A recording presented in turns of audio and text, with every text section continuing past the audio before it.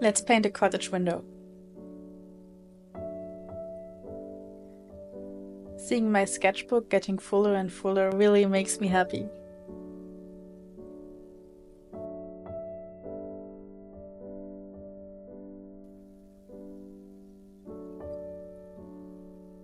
We use a light grey watercolor pencil for this. It dissolves under the paint and won't be visible later. I'll use a light blue as the base color for the wall. I mix the gouache with a bit of water so it's not too thick, but still opaque.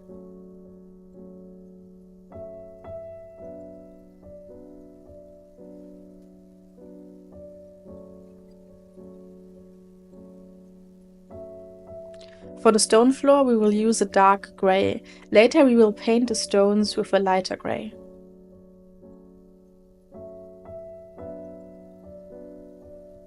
Now paint the individual stones with a light grey. Pay attention to the perspective when positioning the tiles.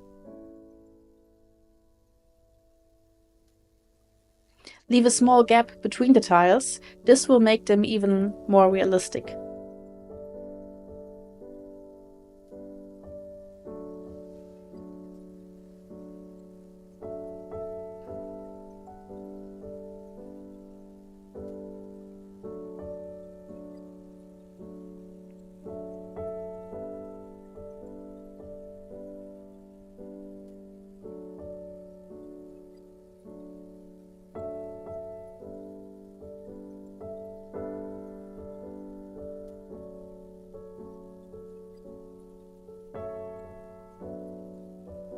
By now we need to decide from which direction the light is coming.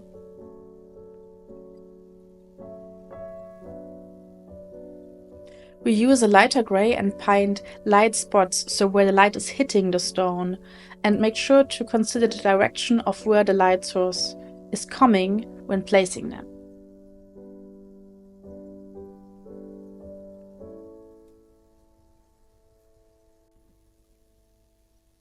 We repeat this step to paint the shadows. For this I use a grey that is a bit too dark and then diluted it with some water to lighten it. So mistakes can happen, don't get discouraged. I would encourage you to use a bit of a lighter grey for this step than I did.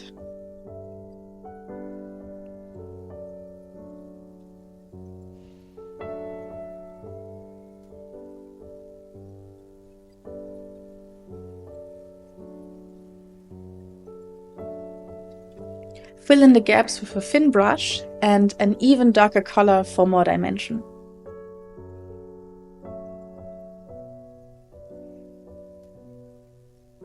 So painting is all about light and shadow and how you balance them, and I think that's a very beautiful example of that. I mixed the blue wall paint with a bit of a light grey and applied it in thin layers onto the wall so it looks a bit more old.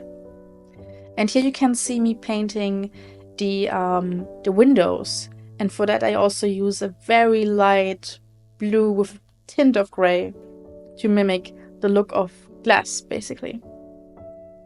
Now we use a narrow brush to paint the window frame. It doesn't have to be perfectly straight. An authentic cottage has its crooked spots here and there, and I think that adds a lot of charm to it.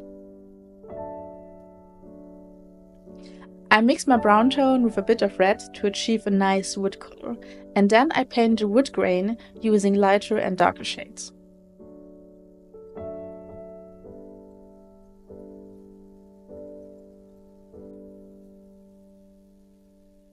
You can even add a bit of white to have some sharper light reflections. Next, for the windowsill, I use a dark blue. However, you could have painted it also in brown using the same color from the window frame.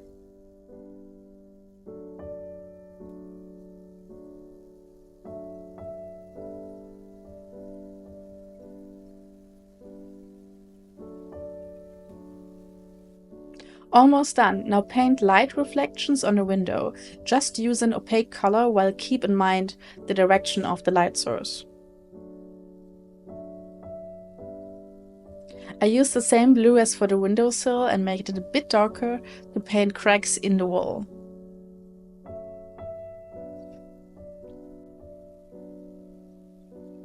Now for the brush. It's quite simple. Dab on green spots, gradually reducing them towards the edges. Then add light reflections with a lighter tone. I did this 3 times, mixing in more yellow with the green each time. Be sure to let each layer dry before adding the next layer.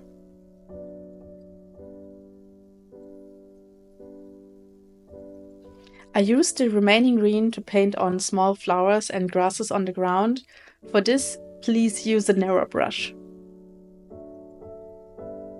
Removing the washi tape is always the best part. It's so satisfying to see the clean edges appear.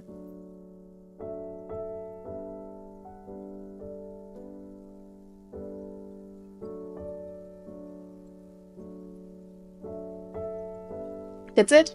Thanks for watching. This is only my second video, so I would really appreciate any feedback, and I hope you have fun while painting this.